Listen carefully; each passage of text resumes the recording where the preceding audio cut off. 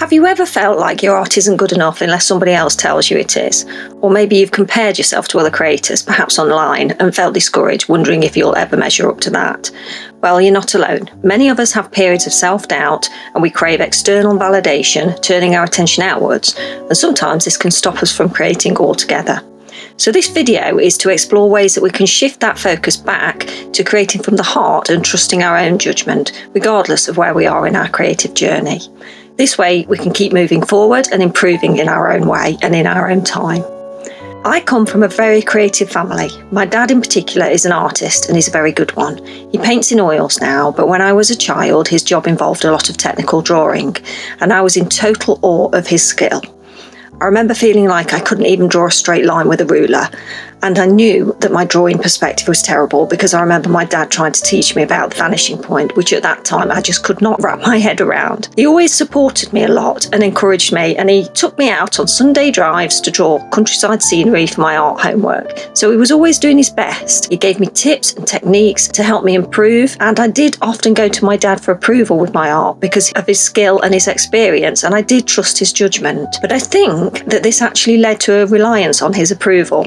I was a very young child and my art was nowhere near his standard. Deep down, I think I was comparing myself to him and feeling like I would never be as good as he was. His skill seemed so effortless, and even when I thought that I'd done a great job or was very proud of my work, there always seemed to be something that wasn't quite right with it. Now, looking back, I realised how much I valued his approval, not just because he was my dad, but because of his skill, and it felt like a benchmark to me that I could never reach. And that comparison, well, it planted seeds of doubt, unfortunately, that followed me into adulthood. Definitely wasn't my dad's fault. He did everything he possibly could to help, but that's just the way these experiences work sometimes. So why is it so hard to accept our art and ourselves as we are right now? Why do we compare our journey to others who might be further along? From a young age, we're often taught to value grades over growth, the right answers over any creative exploration. Creativity can sometimes feel like it takes a bit of a backseat to rules and expectations and getting people to toe the line. Maybe this is what leads us to associate success with external approval, whether it's from teachers, parents, or peers. What do you think?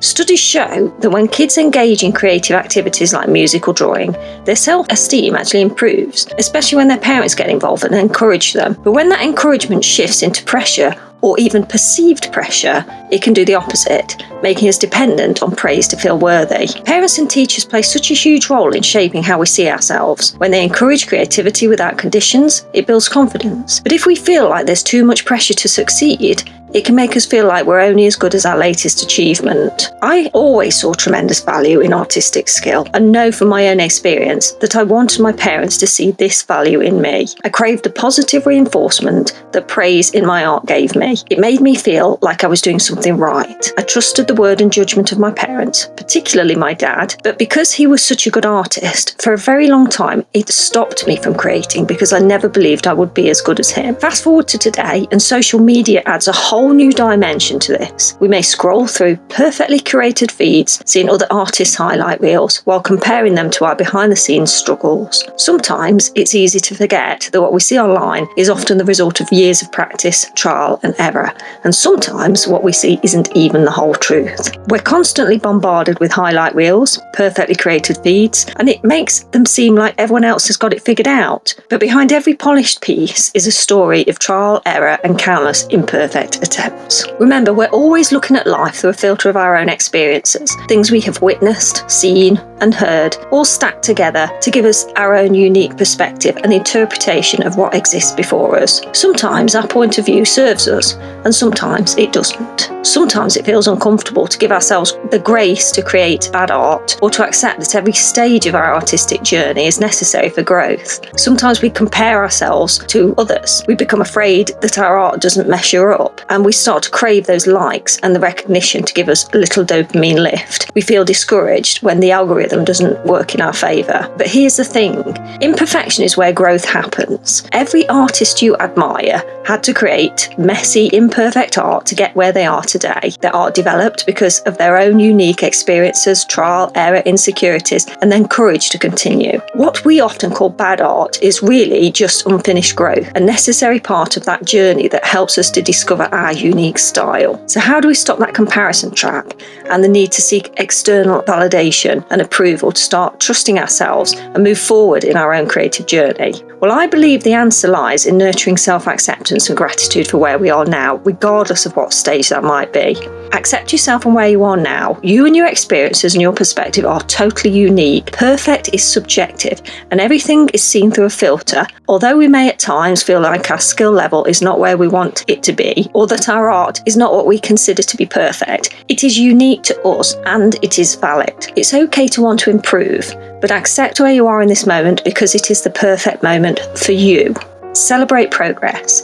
Instead of focusing on perfection, celebrate how far you've come to get where you are now. When you look back at your older work, you will see the growth. Acknowledge the work that you've done so far and how it's helped you to move forward. Remember that everything is a stepping stone. Create for joy. Remember why you started making art in the first place. Was it for likes on social media? Probably not. Or was it because it brought you joy? Follow the joy.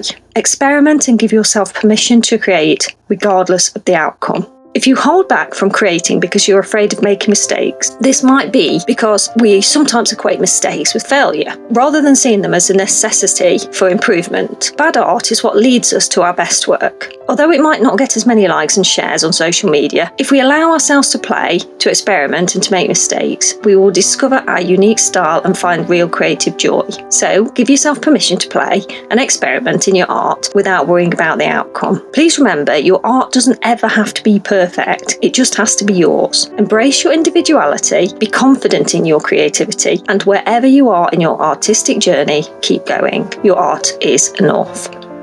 So what's stopping you from creating today? Let me know in the comments because I'd love to hear your story too.